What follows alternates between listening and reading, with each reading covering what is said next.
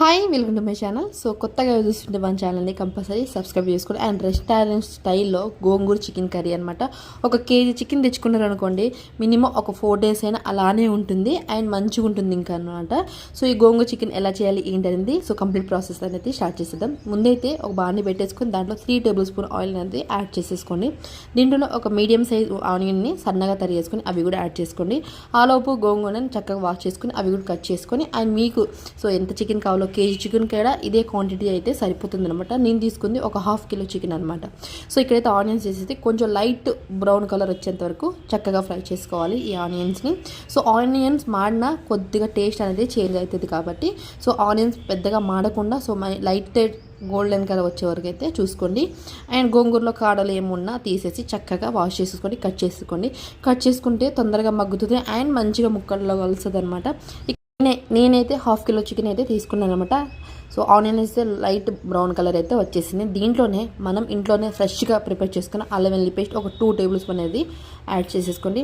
అవి కూడా చక్కగా సో ఫ్రై అవ్వాలి, పచ్చివాసన పోయి మంచిగా ఫ్రై అయ్యేంత వరకు సో చక్కగా ఫ్రై చేసుకొని అండ్ మీడియం ఫ్లేమ్లోనే ఈ వంట అంతా చేసుకుంటే టేస్టీగా రెస్టారెంట్ స్టైల్లో ఉంటుందన్నమాట. ఏదైనా సరే సో వంట చేసేటప్పుడు కొంచెం ఓపిక అండ్ ఇష్టం కూడా ఉంటేనే ఆ కర్రీ చాలా బాగుంటుంది. సో ఇక్కడైతే అల్లం వెల్లుల్లి పేస్ట్ వేసేసుకొని చక్కగా కలిపేసుకోండి. దీంట్లోనే మనం వాష్ చేసి పెట్టుకున్న చికెన్ కూడా యాడ్ చేసేసుకోండి. సో ఆనియన్స్ అండ్ అల్లం వెల్లుల్లి పేస్ట్ అయితే చక్కగా మగ్గిపోయిందనమాట. దీంట్లోనే మనం వాష్ చేసి పెట్టుకున్న చికెన్ కూడా యాడ్ చేసేసుకొని సో కింద నుంచి ఒక 2 సార్లు అలా కలిపేసుకొని ఈ వాటర్ అంతా బయటకు వచ్చి మంచిగా డ్రై అయ్యేంత వరకు చికెన్ అనేది మంచిగా ఫ్రై చేసుకోవాలి.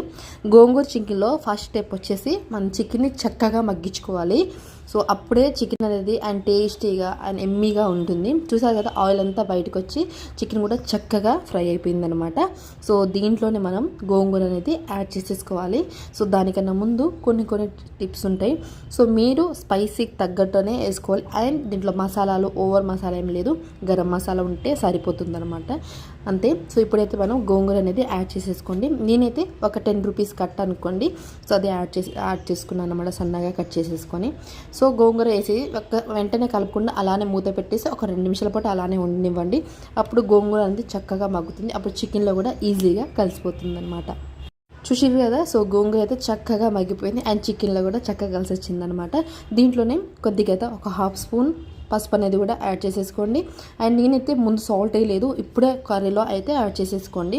సో సాల్ట్ ముందే వేస్తే వాటర్ అనేది ఎక్కువ రిలీజ్ అవుతుంది అనమాట. అందుకని ముందైతే సాల్ట్ ఎప్పుడు వేయకూడదు చికెన్లో. సో అది స్టెప్ 3 పాయింట్ అనమాట గోంగూర చికెన్లో మెయిన్. అండ్ ఇక్కడైతే సాల్ట్ అండ్ పసుపు 2 వేసేసి చక్కగా కలిపేసుకున్నాను. సో కారం వేయకముందే మన whole garam masala and so వేసుకోవాలి అండ్ చికెన్ మసాలా కూడా. సో మీ దగ్గర వేరే బ్రాండ్స్ ఏమైనా ఉంటే అది వేసుకోండి, లేకుంటే లేదనమాట. అవి కూడా చక్కగా కలిపేసుకోండి. సో కర్రీకి అంటే చికెన్కి ఫస్ట్ మసాలా అంతా పట్టితే చాలా బాగుంటుంది. అందుకని రెస్టారెంట్లో కూడా ఇలానే ఈజీగా టేస్టీగా ఉంటుంది. సో మనం ఎప్పుడు గోంగూర చికెన్ అనేది అటు ఇటుగా చేస్తూ ఉంటాం, కానీ ఈ క్వాంటిటీ పర్ఫెక్ట్గా చేసుకోండి. సో స్టెప్ బై స్టెప్ చక్కగా బాగుంటుందన్నమాట. సో మళ్ళీ ఎన్నిసార్లు చేసినా అసలు బోరే కొట్టదు అనమాట. సో దీంట్లో మీకు స్పైసీకి తగ్గట్టు కారం కూడా యాడ్ చేసేసుకోండి. నేను మా స్పైసీ తగ్గట్టు 1.5 spoon కారం అనేది యాడ్ చేసేసుకున్నాను. యాడ్ చేసేసుకొని చక్కగా కలిపేసి మూత పెట్టేసి ఒక 3 నిమిషాల పాటు మీడియం ఫ్లేమ్నే వదిలేయండి. ఇప్పుడైతే సో ఆయిల్ అనేది బయటకు వచ్చేసి కారం కూడా చక్కగా మగ్గి అండ్ కర్రీ కలర్ఫుల్గా టేస్టీగా ఎమ్మీగా ఉంటుంది. సో దీని మీద అండ్ పలావ్, రోటీ, పుల్కా, చపాతీ వాటి మీద కూడా చాలా బాగుంటుంది. అండ్ బిర్యానీ మీద ఎక్సలెంట్గా ఉంటుంది సైడ్ డిష్గా. సో ఇదనమాట ఇవాళ ముచ్చట. మీకు నచ్చితే కంపల్సరీ మన ఛానల్ని సబ్స్క్రైబ్